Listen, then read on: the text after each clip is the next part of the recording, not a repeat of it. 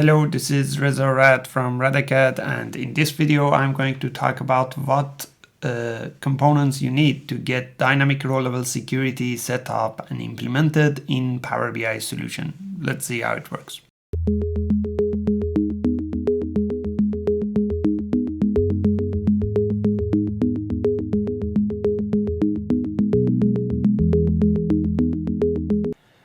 Let's first explain briefly what is static row-level security, what is dynamic row-level security, and why it is better to do things in dynamic row-level security. I have done some articles about this previously. You can go and watch them, read them in the links down in the description below to my articles.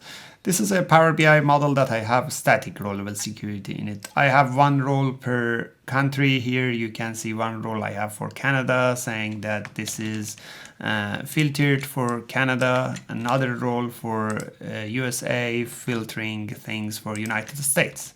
This is a static row-level security, which is simple to implement, but as you see, the logic of these roles are defined inside my Power BI file, which means that if I want to add a new role, I have to open this Power BI file, this PBIX file, add a new role, save it, publish it to the service, and then assign users to this role.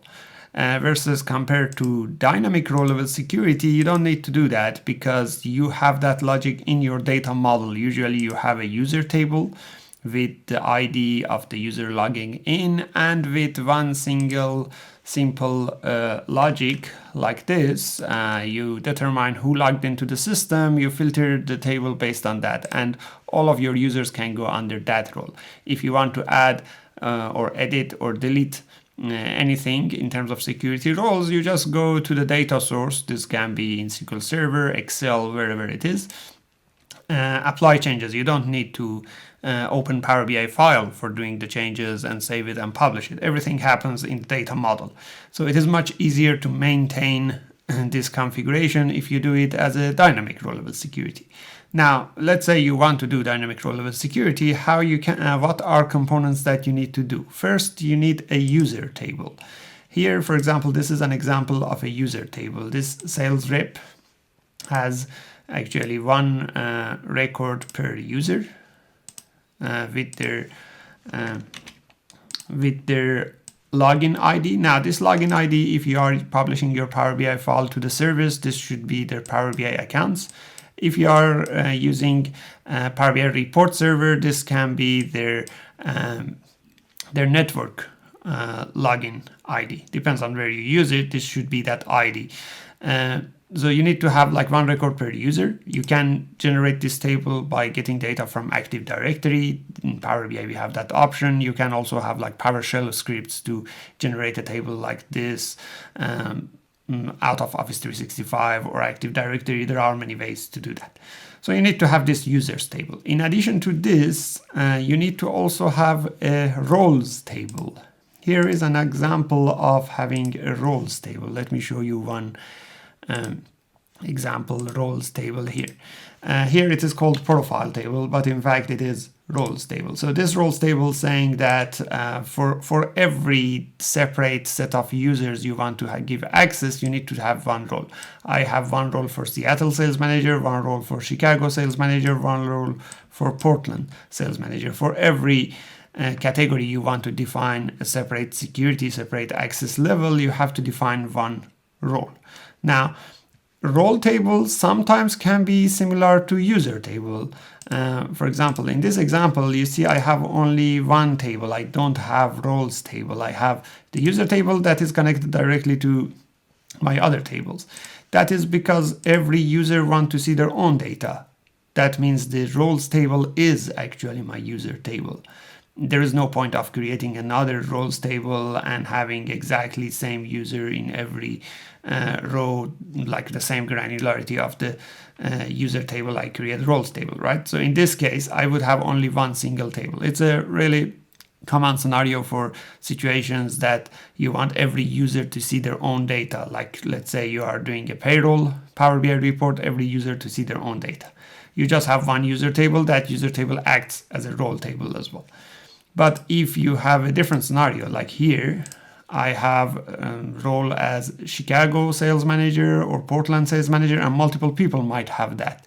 So I have my roles table, here it's called profile, I have my user table as well, and they are connected to each other, right?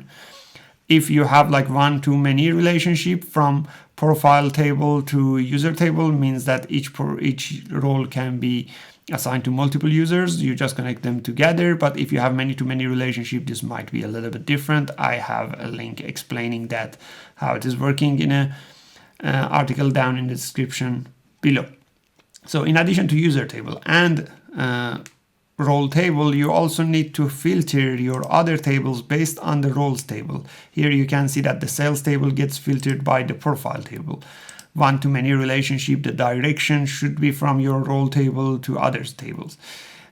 Here in this example, I have everything in just two tables. This acts like my role table, and it filters the sales table. Again, the direction is from roles table to the sales table.